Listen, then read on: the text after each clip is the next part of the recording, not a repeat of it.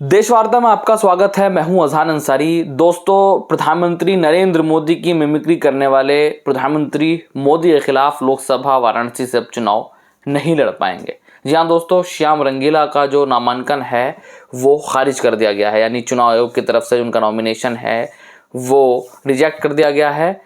श्याम रंगीला ने वाराणसी लोकसभा से इंडिपेंडेंट यानी निर्दलीय चुनाव लड़ने का पर्चा भरा था, जिसके बाद उन्होंने नॉमिनेशन फाइल किया था। हालांकि नॉमिनेशन फाइल करते वक्त उनको काफ़ी दिक्कतों का सामना करना पड़ा था। उनका आरोप था कि उनको नॉमिनेशन फाइल नहीं करने दिया जा रहा है, लेकिन उनका बाद में नॉमिनेशन फाइल हुआ। लेकिन अब उनका जो नामांकन है वो खारिज कर दिया गया है। ये जानकारी सोशल मीडिया पर श्याम रंगीला ने दी है। कहा है कि मेरा जो नामांकन है उसको खारिज कर दिया गया है। पहले तो मुझे नामांकन ही नहीं करने दिया जा रहा था, और सीधे तौर पर कहा है कि देखिए अब लोकतंत्र जो है वो खतरे में है।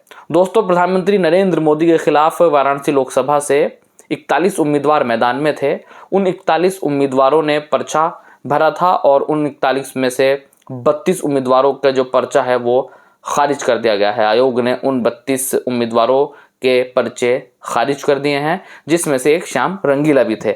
अब प्रधानमंत्री मोदी के सामने 7 उम्मीदवार होंगे, जिसमें से इंडिया गठबंधन के कांग्रेस के प्रदेश अध्यक्ष, उत्तर प्रदेश अध्यक्ष अजय राय और तमाम 7 ऐसे उम्मीदवार हैं। अब प्रधानमंत्री मोदी सिर्फ 7 उम्मीदवारों का सामना कर पाएंगे। दोस्तों, आखिर क्यों खारिज हुआ श्याम रंगीला का पर्चा? तो आयोग ने अपनी वेबसाइट पर उनका पर्चा खारिज करके रिजेक्ट करते हुए वजह बताई है कि उन्होंने, वहाँ के जो डीएम है उन्होंने भी ये वजह बताई है कि उन्होंने शपथ पत्र दाखिल नहीं किया है। नियम के अनुसार अगर आप कुछ शर्तें हैं, कुछ नियम हैं, अगर उनको पूरा नहीं करते हैं तो आपका जो पर्चा है वो खारिज हो जाता है। तो आइए जानते हैं आखिर कौन कौन से ऐसे नियम हैं जिनको पूरा ना करने पर अगर आप यदि चुनाव लड़ रहे हैं तो आपका जो पर्चा है, आपका जो नॉमिनेशन है वो खारिज हो जाएगा। तो आइए नियमों पर नज़र डालते हैं। सबसे पहले आप जो उम्मीदवार है उसको प्रस्तावक उसके पास होने ज़रूरी हैं, यानी प्रस्तावक का मतलब है प्रपोजर।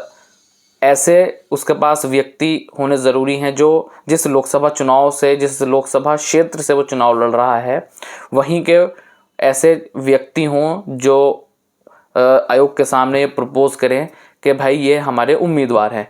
मान लीजिए जैसे लोकसभा चुनाव की बात अगर हो रही है, लोकसभा चुनाव चल रहे हैं और कई निर्दलीय उम्मीदवार है, तो निर्दलीय उम्मीदवार को कम से कम 10 ऐसे व्यक्ति होने चाहिए, जो 10 ऐसे प्रस्तावक होने चाहिए जो उसी की लोकसभा क्षेत्र से आते हों, वहीं उनका वोट बना हुआ हो।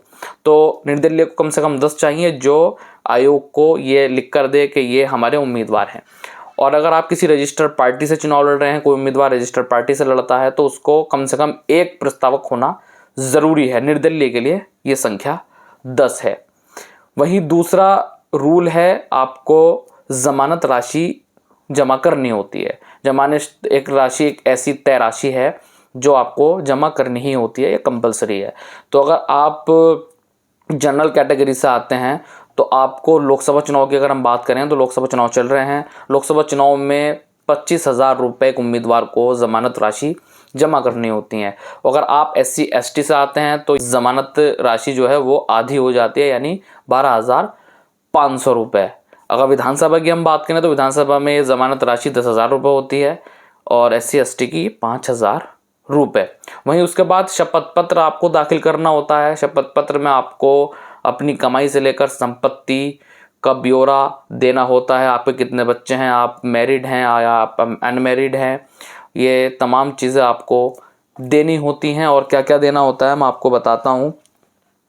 निर्वाचन आयोग को यानी इलेक्शन कमीशन ऑफ इंडिया को आपको कुछ डॉक्यूमेंट्स भी देने होते हैं, जिसमें आधार कार्ड, पैन कार्ड और आपका मूल निवास पत्र होता है, जाति प्रमाण पत्र होता है और तमाम पासपोर्ट साइज फ़ोटो होते हैं जो आपको देने होते हैं, आयोग को सौंपने होते हैं। और आपको ये भी बताना होता है शपथ पत्र में कि आपको ऊपर कोई आपराधिक मामला तो दर्ज नहीं है, या अगर दर्ज हैं तो कौन कौन से मामले हैं, कौन कौन से मामले ऐसे हैं जिसमें आपको बरी कर दिया गया है, कौन कौन से मामले ऐसे हैं जो आपके कोर्ट में चल रहे हैं, कौन कौन से मामले ऐसे हैं जिनमें आपको सज़ा हो चुकी है।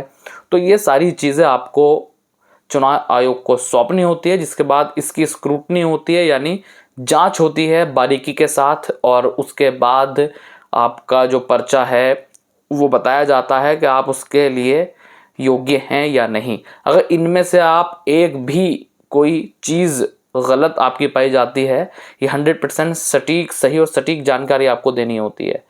तो अगर इसमें से कुछ गलत जानकारी आप साझा करते हैं तो आपका जो नामांकन पत्र है, नामांकन है, वो खारिज हो जाता है। तो श्याम रंगीला का जो खारिज हुआ है उसकी वजह यही बताई जा रही है कि उन्होंने शपथ पत्र ठीक से दाखिल नहीं किया। और लोकसभा चुनाव लड़ रहे हैं तो ये भी हम जान लेते हैं कि लोकसभा चुनाव कौन कौन लोग लड़ सकते हैं। तो भारत का नागरिक अगर कोई है तो चुनाव कोई भी लड़ सकता है। उस लोकसभा चुनाव के लिए जो उम्र है वो कम से कम 25 साल उम्र है। और लोकसभा चुनाव के लिए 25 साल है। वोटर लिस्ट में आपका नाम होना चाहिए। यदि अगर आपके ऊपर कोई आपराधिक मामला है, 2 साल की सज़ा से आपको कम सज़ा हुई है तो आप चुनाव लड़ सकते हैं, और 2 साल की सज़ा आपको ज़्यादा हुई है तो आप चुनाव लड़ने योग्य नहीं हैं। तो दोस्तों, श्याम रंगीला का जो पर्चा है वो इसीलिए खारिज हुआ क्योंकि उन्होंने शपथ पत्र दाखिल नहीं किया। कैसी आपको ये जानकारी लगी हमें कमेंट सेक्शन में ज़रूर बताइए। फिलहाल देश वार्ता में अज़हान अंसारी को दीजिए इजाज़त। जय हिंद, जय भारत।